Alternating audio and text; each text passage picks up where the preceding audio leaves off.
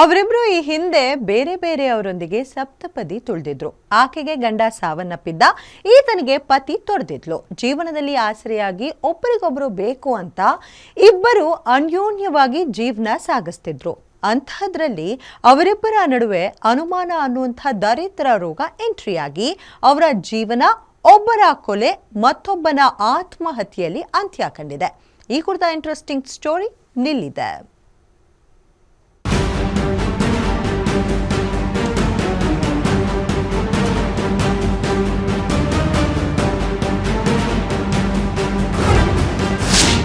ಅನುಮಾನಕ್ಕೆ ಅಂತ್ಯಗೊಂಡ live in relationship.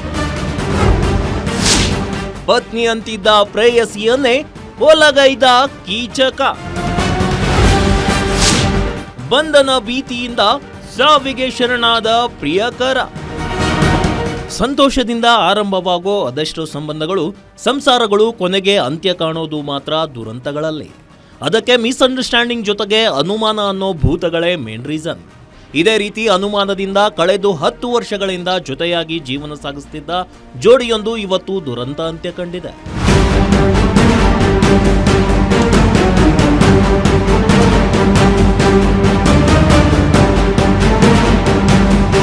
ಈಕೆ ಹೆಸರು ಲಲಿತಾ. ವಿಧವೆಯಾಗಿದ್ದ ಲಲಿತಾಳನ್ನ ಅತ್ತೆ ಮನೆಯವರು ಹೊರಹಾಕಿದ್ರು. ಈ ವೇಳೆ ಲಲಿತಾಗೆ ಹತ್ತಿರವಾದವನೇ ಈ ಲಕ್ಷ್ಮೀನಾರಾಯಣ. ಪತ್ನಿ ಮಕ್ಕಳನ್ನ ತೊರೆದಿದ್ದ ಈ ಲಕ್ಷ್ಮೀನಾರಾಯಣ, ನನಗೂ ಹೆಂಡತಿ ಇಲ್ಲ, ನಿನಗೂ ಗಂಡನಿಲ್ಲ, ನಾವಿಬ್ಬರು ಒಂದಾಗಿ ಬಾಳ್ವೆ ಮಾಡೋಣ ಎಂದಿದ್ದ.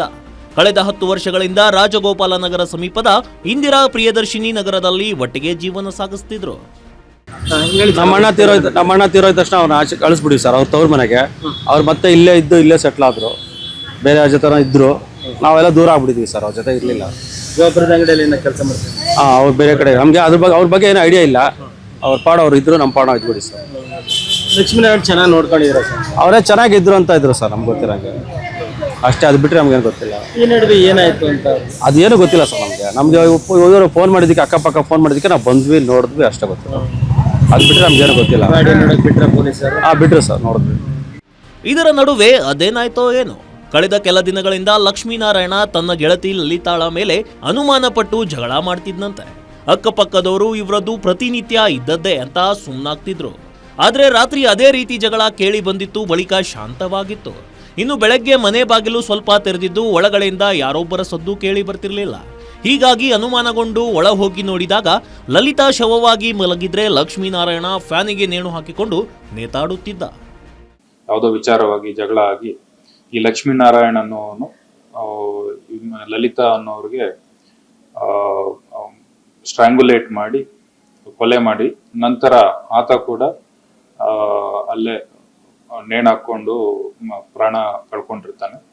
ಸೊ ಈ ಹಿನ್ನೆಲೆಯಲ್ಲಿ ನಮ್ಮ ರಾಜಗೋಪಾಲ ನಗರ ಪೊಲೀಸ್ ಠಾಣೆಯಲ್ಲಿ ಒಂದು ಕೊಲೆ ಪ್ರಕರಣ ಕೂಡ ದಾಖಲಾಗಿರ್ತದೆ. ತನಿಖೆಯನ್ನ ಕೈಗೊಳ್ಳಲಾಗಿದೆ. ಕೂಡಲೇ ನೆರೆಹೊರೆಯವರು ವಿಷಯವನ್ನ ಪೊಲೀಸರಿಗೆ ತಿಳಿಸಿದ್ದು, ಸ್ಥಳಕ್ಕೆ ಆಗಮಿಸಿದ ರಾಜಗೋಪಾಲ ನಗರ ಪೊಲೀಸರು ಮೃತದೇಹಗಳನ್ನ ಮರಣೋತ್ತರ ಪರೀಕ್ಷೆಗಾಗಿ ವಿಕ್ಟೋರಿಯಾ ಆಸ್ಪತ್ರೆಗೆ ರವಾನಿಸಿದ್ದಾರೆ. ಮೃತ ಲಲಿತಾಳ ಪುತ್ರಿ ನೀಡಿರೋ ದೂರಿನ ಆಧಾರದ ಮೇಲೆ ಕೇಸ್ ದಾಖಲಿಸಿಕೊಂಡು ಖಾಕಿ ತನಿಖೆ ಮುಂದುವರಿಸಿದೆ. ಮೂರ್ತಿ ಬಿ, ಗ್ಯಾರಂಟಿ ನ್ಯೂಸ್, ನೆಲಮಂಗಲ.